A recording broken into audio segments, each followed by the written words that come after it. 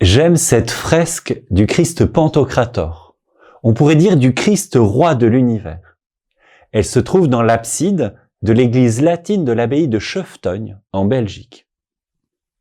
Le Christ règne. Il est représenté en majesté. Il est assis comme lors du sermon sur la montagne pour enseigner. Il est assis parce qu'il a autorité pour régner. Et pourtant, ce qu'il nous montre, ce sont ses mains, son côté, ses pieds, marqués par les clous. Nous ne mesurons sans doute pas à quel point Jésus va souffrir au moment où les clous vont percer ses mains et ses pieds. Pourtant, aujourd'hui qu'il entre à Jérusalem dans la gloire et qu'il annonce son règne sur le monde entier, il nous est donné de contempler ses plaies.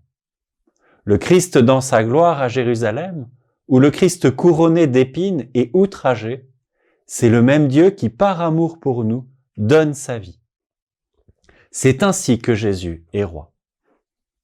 Quitte à ressusciter Jésus, Dieu aurait pu guérir ses plaies. Mais ces plaies sont le signe que Dieu peut être victorieux du mal. Les traces des clous nous montrent que celui qui est mort par amour pour nous est celui qui règne maintenant. Ce qui est signe du mal, les plaies, devient par sa résurrection signe de sa victoire. Nous pouvons vivre dans nos vies des choses difficiles, mais quand le Christ les aura traversées à la fin, nous ne garderons de ces moments que le souvenir de la victoire de Dieu.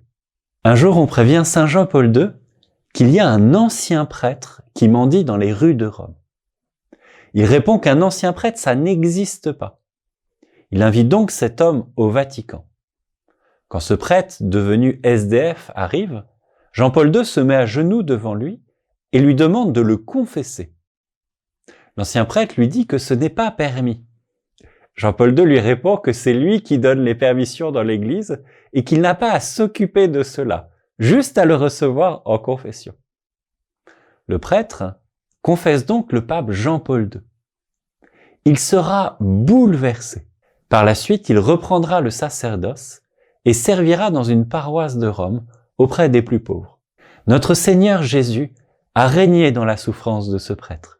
Il a fait de son histoire douloureuse une histoire de lumière. Aujourd'hui, Jésus entre dans Jérusalem, où il sera crucifié et où il va ressusciter. En contemplant les plaies de Jésus qui ont cessé d'être douloureuses, nous croyons que l'amour de Jésus aura le dernier mot dans celles de nos plaies qui, aujourd'hui, sont encore douloureuses.